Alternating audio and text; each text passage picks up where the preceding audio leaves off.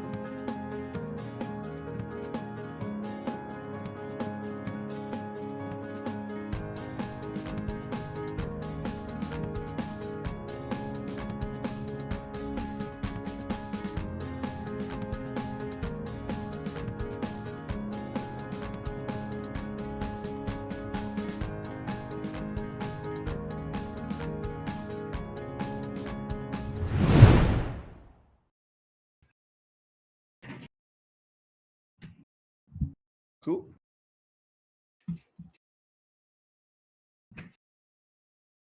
How long do you think this is gonna take roughly? Okay. Okay.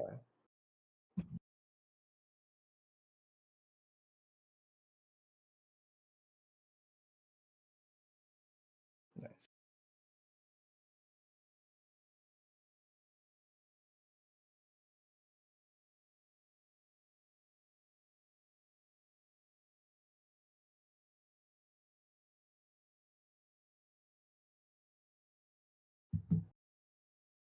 Sure.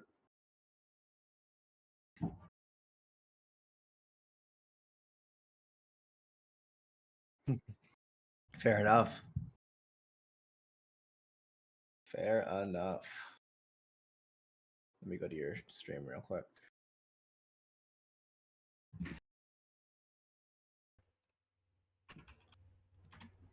Alright.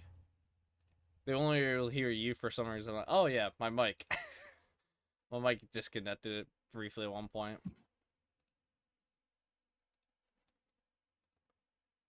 Okay, and everything should be live on YouTube. Nothing's going wrong. Alrighty. Good, good, good, good. Alright, I'm gonna play the intro chat, and then we'll start the stream, and we'll go on with the interview. I'll start with the outro. I mean the intro, not the outro. I'm really tired. All right. See you guys in a bit. All right.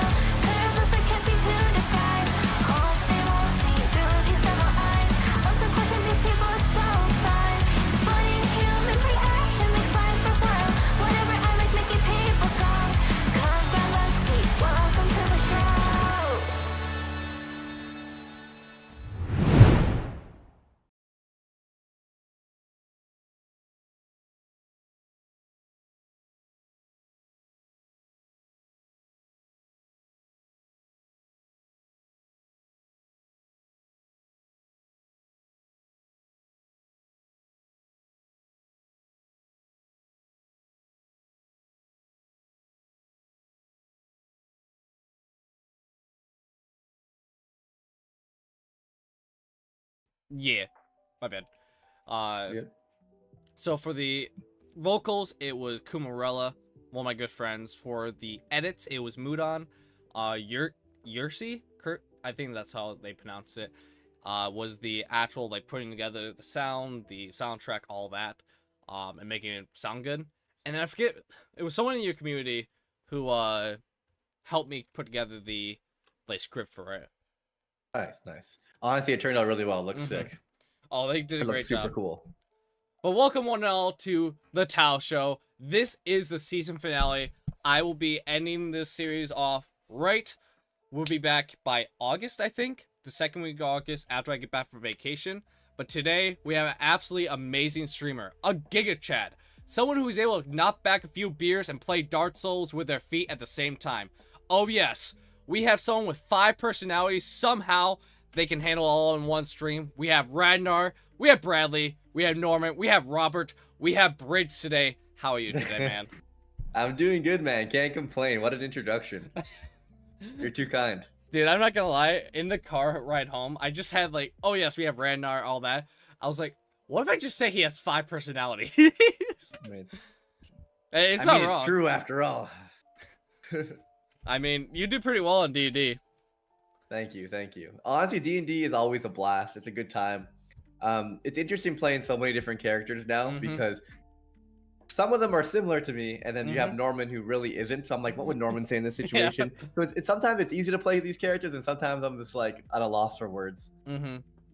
So we're gonna start out pretty easy, and then we're actually gonna get in D&D since we brought that up. Why don't you just introduce yourself a little bit? What's up, boys? I'm Briggs. I mainly stream on Twitch, but you know, things are changing. You gotta always innovate. So I've been doing like daily uploads on YouTube, anime content, gaming content. Every now and then you might see me on Kick doing some reaction stuff as well. A lot of reaction stuff to like other like anime content creators as well. That's kind of my main focus right now. I'm in a bunch of D&D sessions. I do a podcast called Rank Cafe. A bunch of stuff. Daily life of a content creator. Well, that's a great introduction, and honestly, yeah, you pretty much hit the nail in the coffin for yourself. Yeah, you do. I'm addicted to a lot of games like Apex and Dark Souls as well, so I keep myself busy on stream for sure. I'm not gonna lie, you just hit like some of my questions already. Okay. So we started out with D&D. So we're gonna go into D&D, and then we'll try and transition into gaming somehow, because I do have a couple of questions along gaming. But let's start with D&D a bit. So when you first got invited to your first session D&D, what was your first reaction to that? So my first ever session of D&D was episode 1 of One Piece D&D, playing Ragnar. Rustage was the DM. There was about 2,000 or 1,500 people roughly in chat waiting to watch us play D&D. I had never played D&D before in my life. I said yes to this thing, not even really knowing what D&D was. And knowing that I had to role play a character, I was a little bit nervous. I'm like, this might be a little bit cringe. It ended up being so much fucking fun. And what I thought was probably going to be like a couple weeks, like Rustin didn't fucking tell me how long D&D campaigns go for. So when he invited me to this D&D series, I'm like, yeah, I'll play a character for a couple weeks, whatever, maybe a month. however long, like the one I thought a campaign was gonna be like one little story, like we're a bunch of pirates and we're gonna go take on a marine base or save someone. Like I thought it was gonna be like one story, but the stories and the arcs just kept on continuing, much like One Piece. It never fucking ends. And One Piece D&D lasted over 3 years, like 140 hours worth of content or something like that. You're still going. And now we're doing Isekai D&D and One Piece D&D Marines, the continuation from One Piece D&D. And it's just crazy how I thought it was going to be like a month. And now 4 years later, we're still doing campaigns. Dude, it's legit crazy. There's something that I know people don't understand when it comes to D&Ds. It does take a while. There's some session, don't get me wrong, that does only last like a month and a half. And that's more or less based off vibes alone. If you have a bad vibe between the cast, like I've seen a couple of D&Ds recently that has failed because of vibes between the cast, and that kind of falters a bit. But you four, especially in One Piece D&D and as well as Isekai D&D, all have very similar vibes, and it really flows together perfectly to provide a very entertaining series. Like Isekai D&D, it's a chaotic mess, but that's what's so funny about it. Maybe one day you'll be making progress to fight Da Vinci. Next episode, you're making a bar. Like, yep. I do enjoy how chaotic Isekai D&D is at times, but I also sometimes mid Isekai D&D, I'm thinking to myself, I'm like, I wish we were a little bit more productive. Yeah. Like One Piece D&D. However, they both have their strengths and weaknesses, and I also think the reason why these D&Ds succeed is we're all outgoing personalities there to have fun and try to put on a show. We're not really we don't care too much about like using our characters in the best possible way, doing everything to win. Like if I fucking die, I die. You know, shit happens. It's more about being entertaining than playing the game. It's more about role playing than actually like combat and fighting and winning for us. And I think putting that first and not really being shy people makes it successful. I feel like if we had a shy group or a couple people that were like a little bit less outgoing, the vibes wouldn't match. It wouldn't flow as nicely. So I think it works really well with having like just outgoing content creators. I know for like, as I was watching it, because I think I've watched the entirety of One Piece D&D at least 2 times now. The entirety, because I mean, that's fucking nuts. To be fair, you have too much time on your hand, my friend. I'm kidding. I'm glad you enjoy. It's because I enjoy it so much. If I enjoy something, I will want to watch it. Like, there's shows I watch yearly. One of them being Haikyuu, and now Spy X Family, and Overly Cautious Hero, and Code Geass. I love watching some shows over and over again.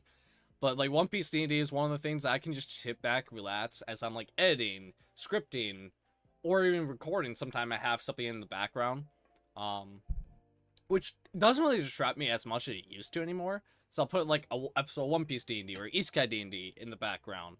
Or if I'm driving a long place, I'll put that on in the background as well, just because it's a fun and entertaining podcast that just gives you, not even a podcast, but a D&D session that's just enjoyable to watch. And I think Rush has pushed together a great story to tell as well, that there's so many plot lines that can go with it. Like, I never expected you guys to go to space in One Piece D&D and then fight a Yonko out of nowhere. Yeah, he is way too creative. He's my only DM that I've ever had. But honestly, I think he's so great, and he puts on such a good show. And yeah, like you said, there's just like he connects all these things. He is so creative with what he does within the One Piece world, things that you would never even think of. We end up doing. I think that what makes him a great DM. Like I think the only criticism I would ever give him is that he's too hard on himself, but that isn't like a really bad thing either, because he is a very creative DM. Like trust me, it just comes with when you reach a certain size content creator. Oh, I know. Sometimes it's hard to look past the comments, right? Oh, I understand that completely. At the end of the day, like on the first episode of One Piece D&D Marines, it has 107,000 views right now. I just looked at it today, and it was just like a lot of people love Bradley, but some people don't like Bradley, and that's completely fine. But you know, like taking criticisms, like if you're not used to it, you could easily take it to heart. Yeah. And especially if you're a DM that like is like creating this campaign and running this campaign, it's very easy to take the criticisms to heart and let it get you down. It's hard to avoid 100 comments or 1,000 comments that could easily be negative, you know? I know I recently experienced like a bunch of comments at one video. It was just a YouTube short. I think that's well over like 100K views now. Nice, let's go. And I look at it like I saw like nonstop comments for days on end. and it was just like a bunch of comments with the same comments. And I'm like, cool. Like I forgot this. Like there were some people like commenting about like there was over 450 comments on the video, and all of them are the same. All of them are the fucking same. What are they saying? Pretty much reminds me of like the Dragon Ball ending of like Z. This reminds me of the ending of Miles Morales, the video game. I'm like, I've never played that game. I don't know. It's like they end up saying a bunch of stuff. There was one guy who made a comment about like some random bullcrap like show. I'm like, I don't even know what the show is. I think the only one that pissed me off was one that actually spoiled the manga. And I'm like, I am not cut up to the war arc. Because I am semi cut up to the manga. I'm just one arc behind. I'm just waiting for this current arc to end. And they spoil something that happened in the arc. I'm like, you motherfucker. Yeah, welcome to getting a bunch of comments and getting a little taste of like popping off on YouTube. There's pros and there's cons, honestly. Like it could get very annoying at times. Half the times I only read like the first like 100 comments or first like 12 comments, like first dozen. Like my YouTube channel is dead these days. But like you read the first dozen, and then once it hits the algorithm, you kind of have to stop. Because people are gonna love it, people are gonna hate it. Just try to improve off every video based off of yourself and off your peers. The comment section isn't a good representation for the most part. I know for my own creativity and stuff when it comes to YouTube, I have inspiration from people like Spooky and Axel. They're the two I always go to in terms of like, hey, how does this script look? And trying to improve with them. And Axel has been a great help in terms of thumbnails, in terms of everything. And he's great. My content has improved drastically. Like, I know. I even remember I messaged you one time about thumbnails, and your thumbnails as of late or recently have been way better. Like, way better. A lot of them have just impressed me, the crowd out of it. Like, I think one of my favorite ones was just this Demon Misfit Academy video, which just said GOAT in the background, because I saw inspiration from that. Just a lot of fun things. Thumbnails has always been fun to me, and just seeing me improve from the thumbnails that I always thought I was pretty decent at, to go from that to where I'm at now is very impressive. I think the biggest tip I could give anyone on thumbnails and content creation is don't rush your thumbnails, take your time. They're almost as equally as important as the video itself. And just like whatever you think is good, make it bigger. Like if you have a person in the in the thumbnail, make it bigger, make their face bigger, zoom it in on them. You don't need to have 19 things in the thumbnail. Just 2-3 things that pop. 2 images, maybe 2 faces, some text that's bright, pops. Maybe give it a little glow and just kind of keep it like that. Like I don't make the best thumbnails in the world, but I have had quite a few viral videos at this point. Like, let me just look at my channel real quick. For a dead channel, I still have one video with 1.8 million views, one with 1.1 million views, 940K, 890K, 830K, 700K. And unfortunately, my channel is doing poorly these days. But also, another tip: don't take a break. Do not upload for 6 months. It hurts. I know for myself, I have hurt myself a little bit because I haven't uploaded in 2 months now. But during that 2-month period of time, I was dealing with other things at my life. True. So I actually plan on making a comeback this week, as soon as I get this video edited.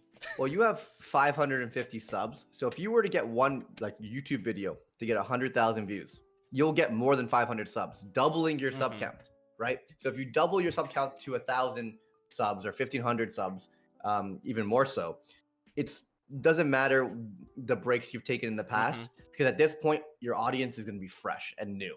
So it's like, I would just keep on pushing on this channel, just keep on pushing content. And eventually when you have one blow up, your sub count will double, likely, if it gets like 100,000 views, for example. And then at that point, you have a completely new audience that is ready to watch your content. And you can just run it from there. It's not like the current subs and breaks you've taken will hurt you. I know before like the My Hero video, I think I was at like 220. And within a month, I went from 220 to fucking 500. And the entire time, I'm like, what the hell happened? Just confused out of my mind the entire time. Let me give you a little motivation. So, I mean, like you just kind of keep on having to throw yourself out there until one of them blows up. And that's what I'm trying to do now again, just try to get back into things. I'm like, eventually I'll have a video blow up. Yeah. If only I could fucking learn how to use this app. My apologies. Sort by most viewed. My most viewed video. Let's see how many subscribers it brought in.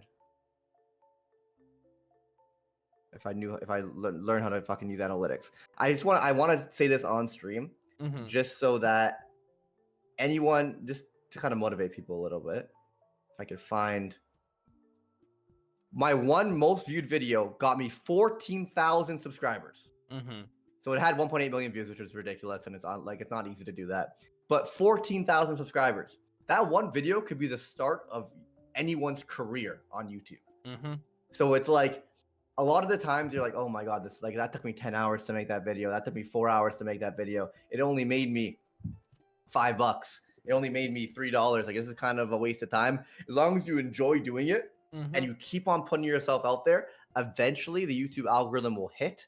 Try to improve off every video and stuff, and try to play into the trends in the algorithm and stuff. Work on your thumbnails, your clickbait. Eventually something will hit, and then one video. So this video brought in $5,000 and 14,000 subscribers. So like, just one video could be the start of something crazy. Exactly. So I think my biggest tip is just keep on throwing yourself out there, and eventually maybe the luck will be on your side. I mean, honestly, it is a numbers game, and it's a little bit of, there's luck involved. There's always luck involved. I mean, for like the video I just talked about, My Hero short got me 131k views and got me 356 subscribers exactly. Wow, there we go. So that's already a big jump. Like, that was dude. If you got 350 subs off one video, that's over 50% of your audience is off that one video. Yeah. So what you could do is make some more My Hero shorts. I plan right after that. You should have jumped on that shit the next day, in my opinion. I should have, but so that's a tip going forward. So it's hard because you don't want to get locked into one style of content. Yeah. But sometimes you just gotta run with it. You just gotta milk that cash cow while you have it. If something could get you 300 subs in one video, do it again. Do it again. Do it again for a different anime, but similar content, and just keep on running it. And momentum is such a huge thing on YouTube. You have to ride that wave. And for example, like that 14,000 subs on one video, I rid that wave into probably 50,000 subs total because I kept on fucking replicating that shit. And then I'm an idiot. I got complacent. I started only really streaming on Twitch because the money was good at the time and I loved what I was doing. But then I got complacent with YouTube and I stopped uploading. So daily uploads for the last 33 days or 32 days that I've done so far, trying to get back into it. I know for my own self, the reason I wasn't fully able to do it was because during that period of time, I was working 2 jobs and I had a lot of real life issues come up where like my mental health wasn't in the greatest, so my creativity wasn't in the greatest spot either. And during that period of time, I kind of just stopped liking what I was doing completely. And that's why I didn't take up on it. If I didn't work the 2 jobs, I 100% would have made more, because now I have a lot of ideas in terms of what I want to do to kind of ride off it a bit. It's sad because the timing it may be too late right now to ride the trend, but I promise you, if you were to do content frequently, something will pop off eventually, like you just saw with your My Hero Academia. And then you just have to be ready regardless of what's going on in your life, because realistically a YouTube short can be 14 seconds, 15 seconds, 15 seconds. Even if you spend 2 hours crafting these 15 seconds into something funny or great, I'm sure you could find those 2 hours or honestly 30 minutes, most likely 30 minutes to an hour to make something. And you never know, it could be the start of something great. I know usually what my favorite YouTube short is, like, what I made comments about it is I like to use it as a excuse to use stuff I would never use as a main video. Yeah. So like, I would never want to do a video on Boa Hancock because I don't think I would be able to spend, like, I probably could, but I don't want to make a full video on that. So I made a video on Boa Hancock as just a YouTube short, and that was great. Made one on Erina. I made one on who can beat Goku. Like, it was just like stupid content ideas I had in my brain. It was just like, you know, this is kind of funny. Let me actually put it into like a short and watch it fly. I think the next one I do is gonna be like revolve around the anime version of Attack on Titan. See if there's gonna be a anime only ending, like this is how I would want it, and it's gonna be my theory I had originally of how it's gonna end. But it's kind of I mean, I think that's a good idea. Absolutely.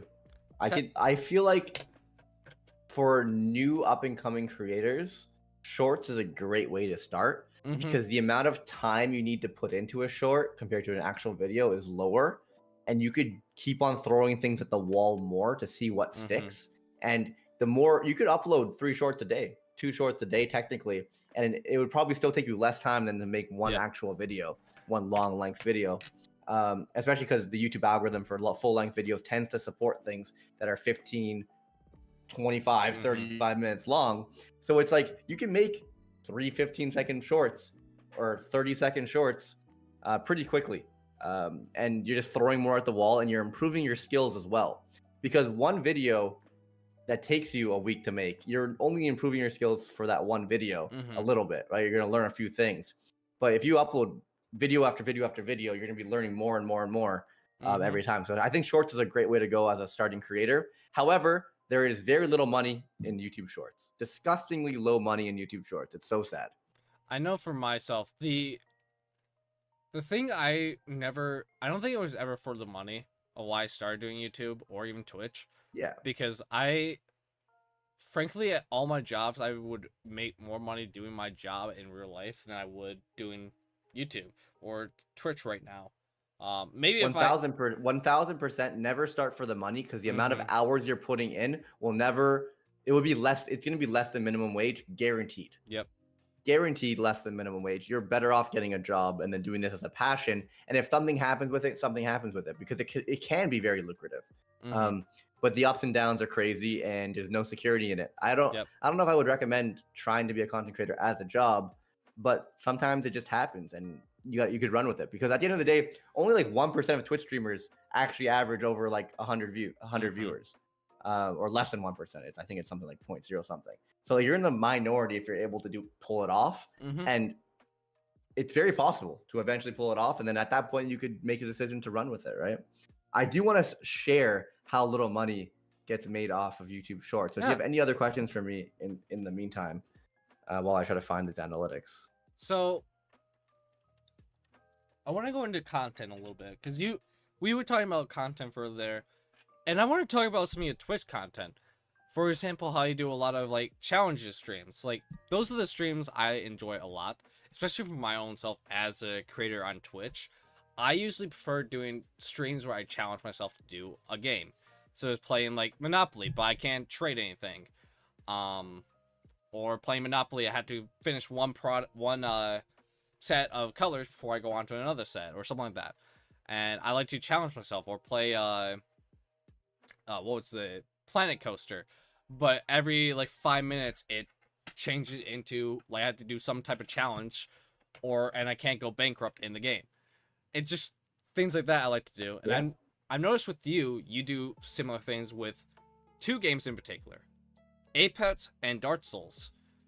My first stream I ever attended for you was a Drunk Souls stream where you got drunk and played Dark Souls, which I completed Dark Souls 1, and I died too many times, so I don't know how the fuck you did it. Trust me, my first time ever playing Dark Souls, I died probably into the thousands potentially. It took me like 88 hours to beat the game. Now I could beat the game in 19 hours with my feet while drunk. So like, and I actually 100% of the game too. But Dark Souls is one of those games where it's just like, after you put in a couple, like 100, 200 hours, eventually you just learn the mechanics and you just get good.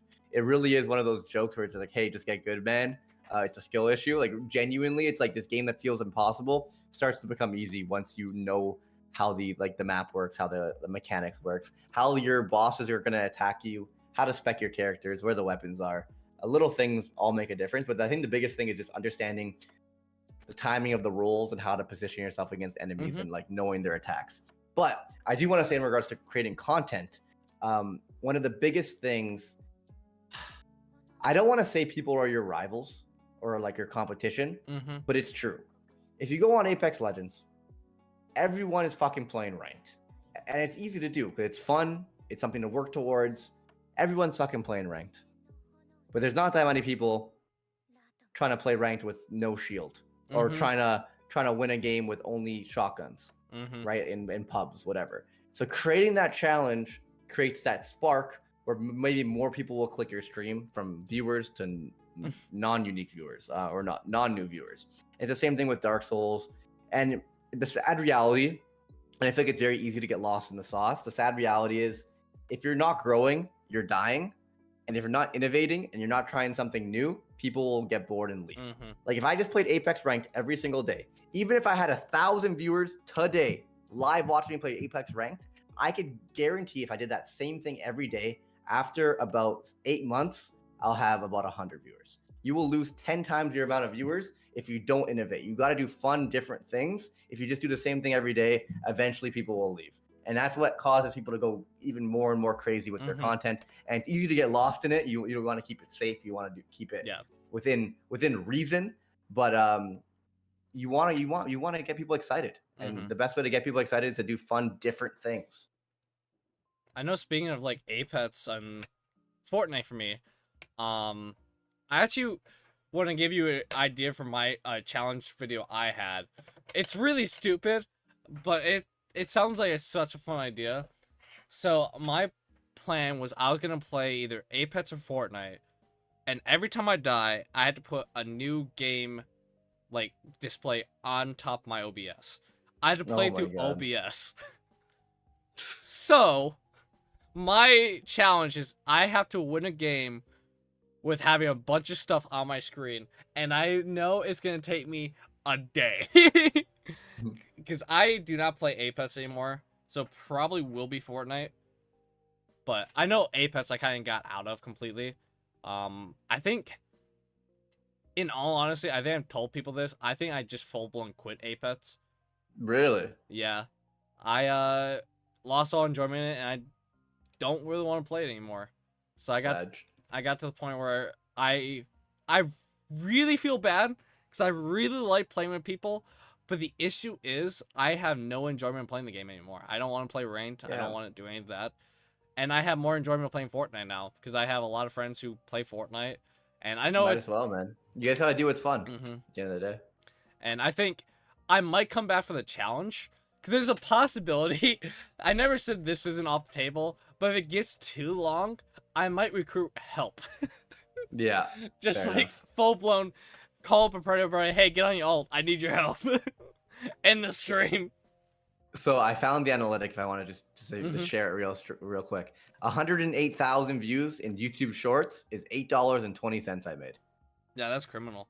How bad? 100,000 people watched my video and I got paid $8. And that's why YouTube Shorts is good for exposure and not for the money. Just saying, it's a good way to start, good way to get content, good way to get subs, but it's not a good way to make money. That's why TikTok was always just like, it's a good way to kind of branch off and get people to do it and start off that way. I attempted to do TikTok and it was just like, you know what? I don't want to do this anymore. That's fair. Too tiring. I want to just do YouTube Shorts. But I know for other challenges you do, like you do 24-hour streams, obviously. You do subathons. Used to. Yeah, subathons I do now. I think if I'm going to kill myself for 24 hours or 48 hours, I might as well do a subathon. Yeah. But I have done I did one 24-hour recently that I had to stop at like 21 or 22 hours in because my eyes were just killing me. Like I couldn't keep them open. They felt like not burning, but like genuine pain. I wouldn't. And I'm like, you know what? I'm like, you know what? I have to call it, guys. I've done a million subathons, a million 24-hour streams, but I've never experienced like eye pain to this extent. And I think it's because I played ranked for 21 hours straight. Yep. So it's just focusing hard versus reaction content and a game here, a game there, chilling, talking about some stuff. It's like I'm not focused the entire time. Yeah. It was 21 hours of actually focusing was just too much for my eyeballs. So next time I know like it's always better to like split it up, 8 hours of this, 8 hours of that. So it's so much, so on and so forth. I know for myself, I did one, but I would never do it again. I don't plan on doing any more 24-hour streams or even a subathon. Like, I have no interest in doing any of that for myself. That seems like too much torture for me. I think it's not worth it unless you have like a large enough audience where monetarily it's worth it for you just to like increase like how much money you make that month, because you will get more follows, you will get more money in a 24-hour stream. But sometimes it's like, why am I killing myself for 24 hours? Like, it's fun if you want to do it for your own fun and challenge, absolutely. But sometimes it's like, why am I killing myself for 24 hours straight to make $100 or $50? It's like, it's not worth it at that point. I know for one of my jobs, it's very easy to do stuff like that. My other job isn't. My other job I work 5 days a week for like 10 hours straight. But like my real estate job is I make my own hours, so that's what makes it go That's so nice. good. So I work from home and make my own hours. So I'm kind of am my own boss, but also I have a boss. True. They kind of give me like houses to try and sell. I have to kind of work with clients and stuff. Very, very new. That's awesome though. I just started like recently, so it is lucrative, but it takes a while. So Yeah. It's a lot of work, but once you get that one big sale, it hits different, I'm sure. oh yeah. So in terms of other content, do you have any other future content that you kind of want to try doing? Like future ideas or stream ideas that you think might be cool to do at one point? Honestly, I think my current plan as of right now is just try to upload as frequently as possible anime related content ish on YouTube. Reaction content, just anything I could just kind of pump out that's fun and slowly build an audience for that on YouTube. I'll be live reacting to those things on Twitch.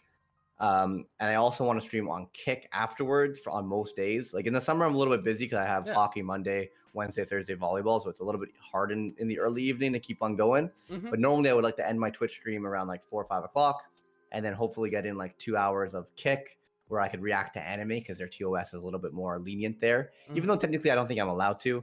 There's really no one like moderating me. And I don't care if I were to get banned there. Oh, well, who cares? I think it's fun to build an audience there, react to anime. Subs are 95% as well, which is which is nice. Getting $4.70 for every sub is great when Twitch steals all your fucking money. And then they, on top of that, add more useless things. I think recently, I almost actually did it, because I was just, like, trying to click on the emotes, and I was just like, what the fuck is this? Apparently those, like, highlights that cost you money, like, a better version of what they were gonna do, like, the elevator stuff. That elevator stuff was the dumbest thing I've ever seen in my life, but this actually made somewhat sense, like, trying to steal from YouTube, where, like, you can spend money on the creator to kind of have your message highlighted a bit, which that makes sense why people would do it. I mean, especially if it's a bigger streamer, you're more likely to have someone read out your message. It's just like super chats. I feel like it's not a bad idea, and at least we get a better percentage of it. But either way. So in terms, but yeah, in regards to future content, I don't think I have anything specific planned other than just like reaction content on YouTube and Kick, and just trying to upload as much as possible. I don't have any like crazy ideas as of now, but every now and then something hits. I've been trying to ride some trends. Like the One Piece live action comes out, let's make content about that. Yep. Like, I'm just kind of riding trends right now. I mean, I don't blame you. That's one of the best things to do, especially on YouTube, to try and get a little more traction, is to do trends. Absolutely. So how long have you been streaming for, technically? I've been a full-time streamer since the end of 2019. So about 3 and a bit years, 3, almost 4 years. I've been streaming a little bit prior to that, but before I had like a Surface laptop I was trying to stream on, and I only could do like really, really bad games. And then eventually I bought like a cheap computer PC and I was able to play some games, but Apex was fucking laggy. And then eventually I just went hard and built myself a fucking monster PC. And things have been pretty great, but I only did that in like 2020. Right. You know what's kind of crazy? I've been watching you since summer 2019. Yeah, there we go. That's right around when I went full time, summer 2019. I think it was around there. I don't know exactly when you did Dark Souls drunk, but that was like when I attended, and that was before I even watched Rant Cafe. It was before I even knew who you were. I was just on Twitch one day and I was just like, "Huh, this guy's doing a drunk Dark Souls. I guess that'll be kind of funny to watch." And I just crazy. It's very nuts to see how long I've been watching people. Like Spooky's been like 20. When did I think it was 2020 or end of 2019 when I watched Spooky. I remember the streams I first watched people at, because for you it was the Drunk Souls, Rant Cafe Russish was on, Spooky, it was when he was editing the Blade of Immortal video. For Jordan, it was a raid from you after you were playing Apex with them. Makes sense. So I remember vaguely of most of the people I watched their first stream of, especially if I'm there for a while. So in terms of like streaming and how long you've been on it, like what has changed from your past self to your current self, would you say? I think my social battery is way larger now. I think I could go for really long periods of time. When I first started streaming, it was a lot of stimulus, like Mm-hmm. listening to music while playing a game, while talking to chat, while like making sure like to thank everyone for following and subbing and just like engaging with the audience. It was a lot of social stimulus, and my battery would drain in like an hour or two. Mm-hmm. 2 hours, I felt like I would be exhausted. Now I think I could go for 8 hours and it's like nothing.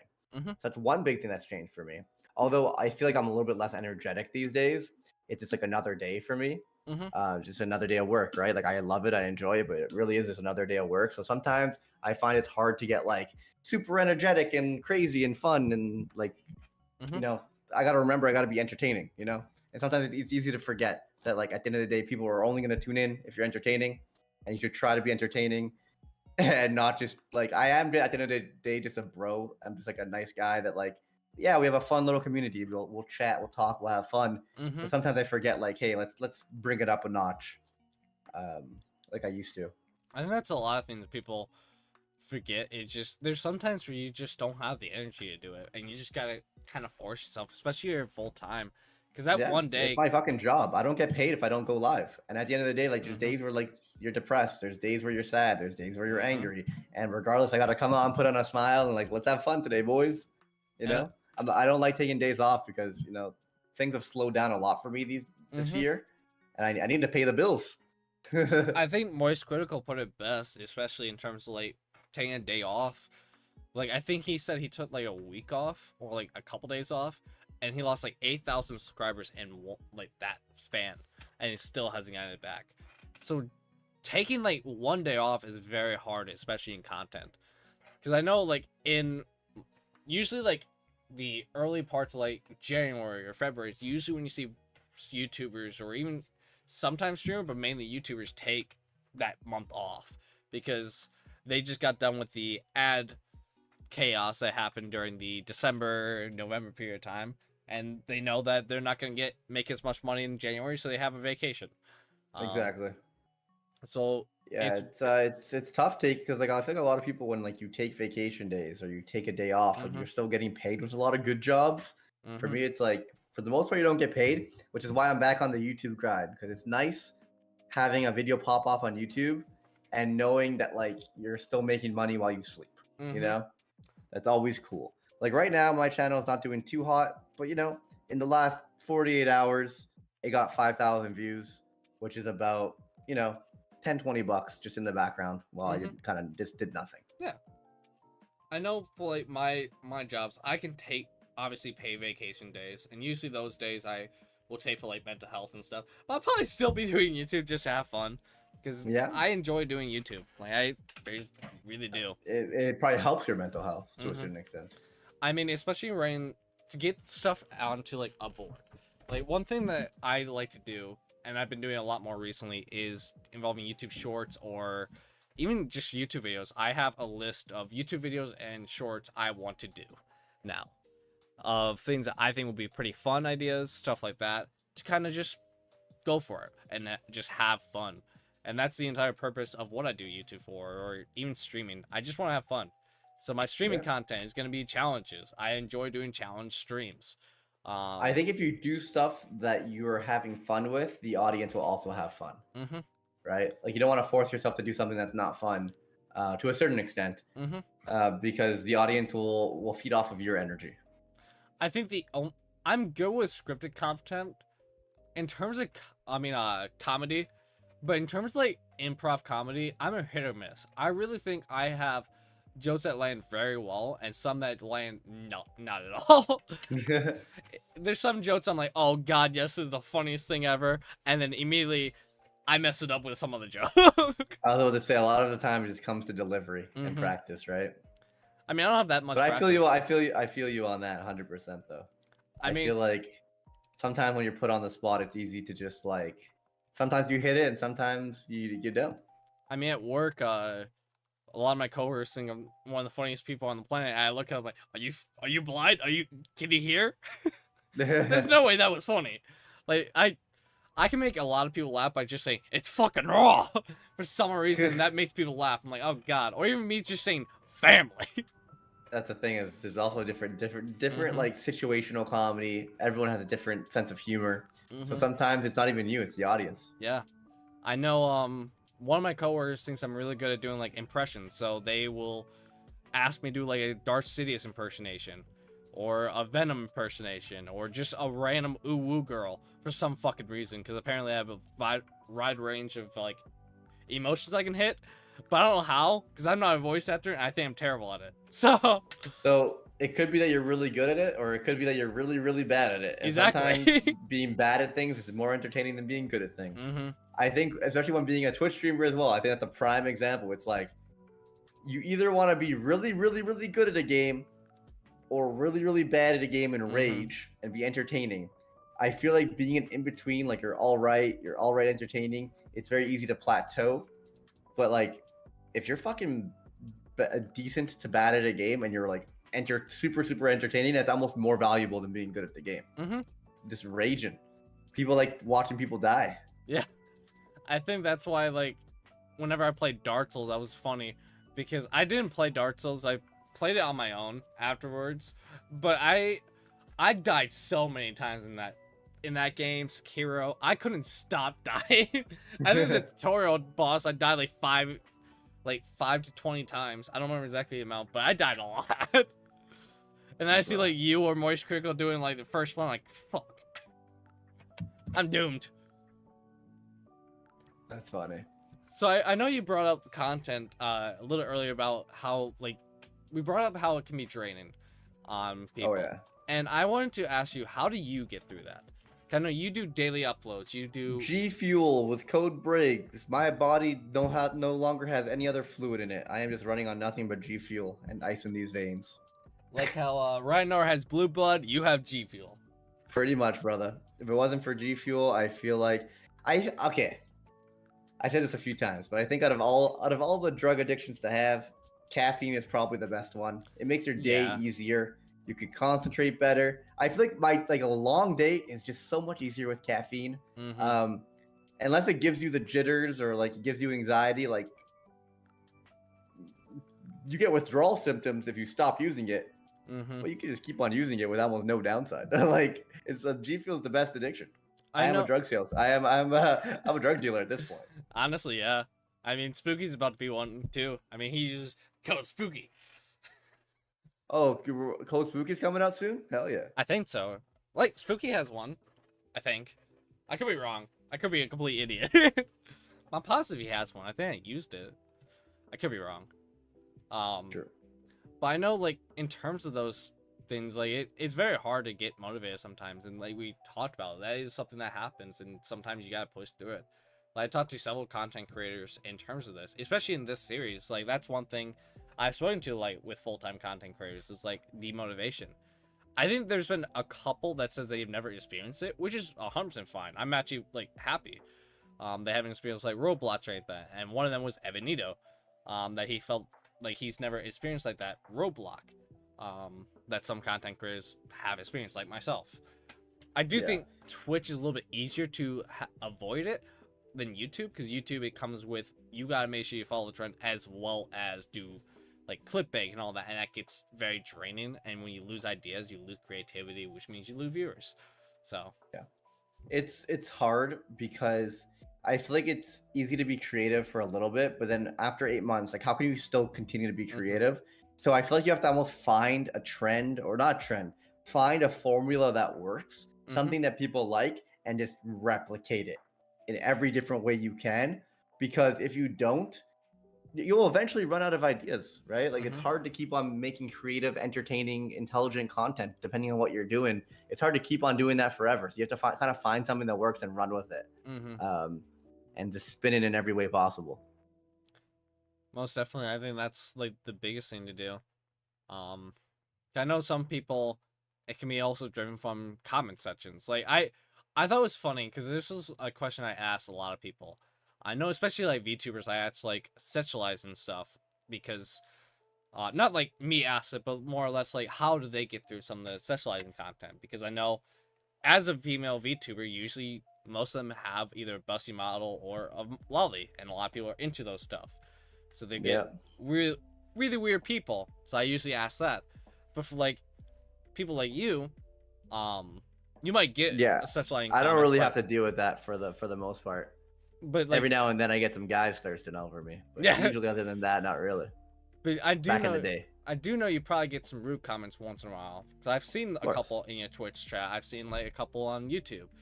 And then on top of that, you get nonstop comments about Goku versus Saitama. Yeah, I literally just tweeted about that right now. It's been fucking 4 years. It's been 4 years. Hey, people are still thirsty for that content, man. 4 years, and they're finding me 14 minutes ago on my most recent video, like yesterday, like, hey, sorry to bring this up, but you said this thing about Saitama that I didn't like. Pretty much. I mean, I still get the comment section from one of my videos I made like years ago now, where just My Hero Academia sucks, and people are like, oh, so you dislike My Hero? No. That was just clickbait. But yes, I think even in like the very first description is I go over fights for My Hero Academia. And people immediately go like, you think this show shuts? Death threat. Yeah. Which I think is so crazy. Because I made comments about this all the time. I haven't tweeted on Twitter because I didn't want to give them too much attention. But I actually got, I think it was a total of 20-ish DMs from different people over that, my latest one. To give you an idea, in my Hero Academia How It Needs to End video, I pretty much commented that I want Deku to die. Not because I hate him, but because I thought it would be a very cinematic ending. And a lot of people was like, yeah, that's actually a very cool ending. So such as like, my thought on it was that how he mentioned that at the very beginning, he's going to become the world's greatest hero. I wanted it to be, he becomes the world's greatest hero of all time. And the best way to do that is if, let's say, Shigaraki saves the world and dies trying. Yeah. So let's say I put out a hypothetical. This is not how I want to end, but I just came up with a random idea that could work. Where Deku saves Shigaraki, but Shigaraki is about to explode with all this immense power that he has. And Deku realizes that, okay, he's about to explode. So his body moves on his own, going back to episode 1, where his body moved on his own, or episode 2, whatever it was, but his body moved on his own. And because of that, it kind of goes back to that episode of his body moving on his own in identifying a true hero. He saves everyone without even like any question, no like feedback or anything. He rushes to he gives his life with no second thought. And that's what I thought would be very cool. And it was just like him dying and then have a statue like he is the world's greatest hero. He is what a hero should be like, and he's the change that comes into the hero society that people stop doing it for money, that people stop doing it for fame. This is what a true hero signify, bringing out a new light for heroes. And I love the idea of that. I do feel like at the end of the day, whenever a character dies, it always has a larger impact. Like if Deku saved the world, everyone loved him. If Deku died saving the world, the impact would hit harder. Yep. Both for the audience and the actual like society of My Hero Academia, the characters around him. And I do think that's a good idea. I think that would be great. And how do you become the world's greatest hero other than giving your life to save everyone and inspiring the next generation? Exactly. Inspiring the next generation. I can't speak. Like what All Might did. Yeah. Or like, Whitebeard. The One Piece is real. That's My Hero Academia. That's Deku's final words. Yeah. He's an utter. As he dies saving the world. The One Piece is real. Like that's his ending. Like the One Piece is real. He has no one around him. No, it was just something like that. Like it's something simple. Like it's not like it's gonna happen. I'm gonna be real honest. I doubt Deku's gonna die, but I think it would be very cool to have it end like that. Like it's a very thematic ending for me, and I think it was very cool. But people didn't like that, and some of the comments went to my Twitter DMs, which I had to turn on my DMs for a little while because of this. I got 20 death threats over that video. That's fucking crazy, dude. And I was concerned for their mental health. Obviously.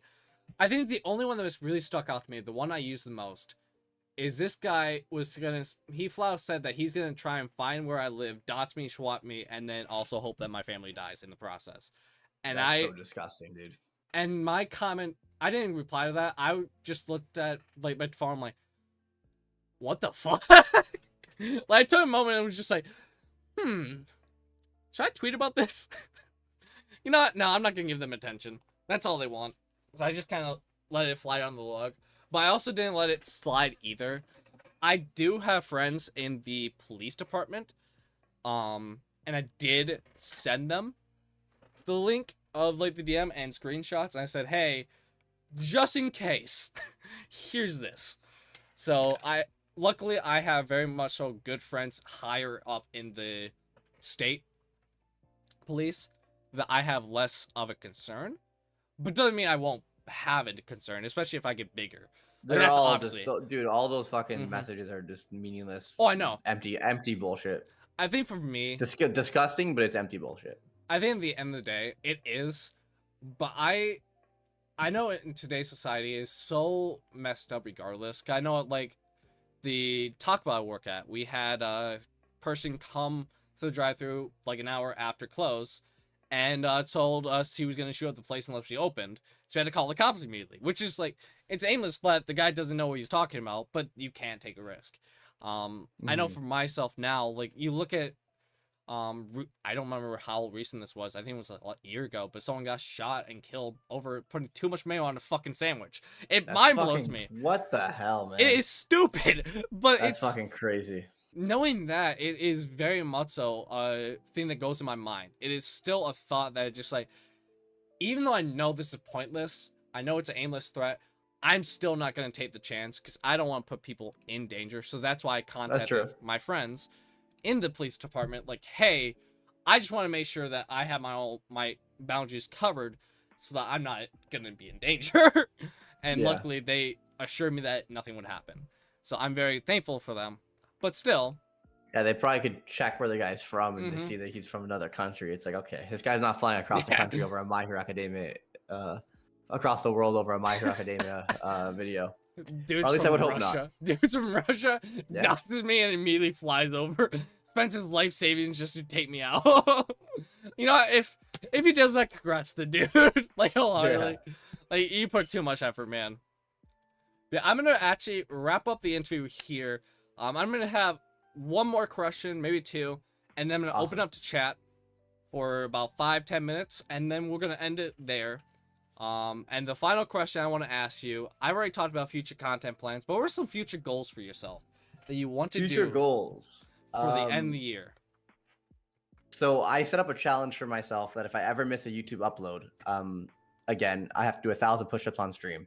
And I've been going for about 33 days straight, but I have not uploaded one yet today. I had a really busy day, and I was just like, I couldn't get out of bed this morning, and then Yu-Gi-Oh, and then interview, and now I have volleyball that I thought was going to be canceled, but it isn't canceled anymore. So I might miss my first video today, potentially, unless I could get it done right after this. So my goal is to keep on uploading for the rest of the year. Like whether it's 200 uploads in a row, 150 uploads in a row, even if I miss one, do 1,000 push-ups on stream and then keep going the next day with the same repercussions. Just something to motivate myself to keep on going. I think eventually, if you just keep on throwing yourself out there, something will stick. You'll find an audience. You'll maybe get rid of some of the people that, like, not get rid of, but people will unsubscribe that aren't interested, and that's completely okay. And that's what I'm trying to go for. I'm trying to get things going on YouTube again. As much as I love Twitch and I love Kick, and I'm going to be doing a lot of that as well, of course, and podcasts and D&D. The main thing I want is right now I want to try and get YouTube going again. Even if it's only a couple thousand views a video, 2,000 views a video per day for 365 days, and you get one to blow up here and there is still decent promotion and decent money. So I'm trying to do that. I want to keep things going because if the way things are right now, I don't know if I could keep on being a content creator forever. Sadly, I will never stop making content, but I don't know if I could be a full-time content creator forever with the way things are going right now. And that's a sad thing. It's very hard to keep it going at the end of the day. And 100%. It's hard not to get complacent, and I definitely did, and I'm trying to bring it back. I know for myself, that's why I got a real estate license. That's why I'm working as a manager. I now have experiences that I can kind of keep on my resume. Even when I'm even if I become a content creator, I still do real estate because I make my own hours again. I work from home, True. so I can do technically both at once. Like I've already started doing editing while also in meetings. It is like the greatest thing of all time. I can just look over at one monitor, look at my camera as they're talking, as I'm editing. It's the greatest thing of all time. Working from home is so good and so nice for me, but it is very challenging. I will say that. Like I said, if anyone has any question for Briggs, please ask now. He's a wonderful human being, and if you haven't, please give him a follow. I'm going to shout him out right now. If I remember how to do the shout out command. There you go. Yeah, I love his streams. I've been there recently, but I've been way too busy trying to get other things started. Funny enough, I have 10 scripts already written, so I'm getting back in. Damn, let's go. Proud of you, bro. And then I think I got 5 YouTube shorts I'm gonna be working on after this. I gotta watch Mushoku Tensei. That's my next video. Well, nice. 2 weeks from now. I have a Demon Slayer and then JJK video. And then I got Mushoku Tensei and an Overly Cautious Hero video. So, I think the one I'm most excited for, the Overly Cautious Hero video, because I had a lot of fun writing that script. Like, just a lot of it. That's such a great anime. So much fun. If there aren't any questions, I say we call it, because I want to try to get this video up before I leave for volleyball. If there's any question, please let us know. I'm going to let you raid someone. So whoever you feel like you want me to raid, I will raid. I usually always leave it up to my guests. Okay, give me 1 second to check here. Who is live? Let us raid.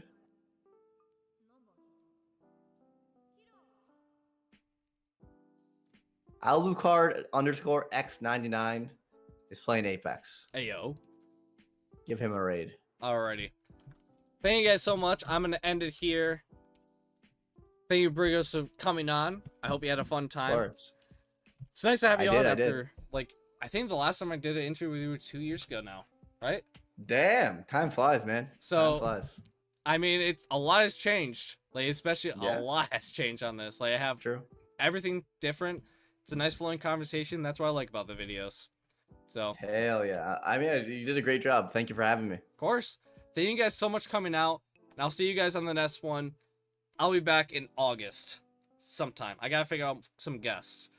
Sounds good. All right. I gotta run. Take care, everybody. See you later. Bye.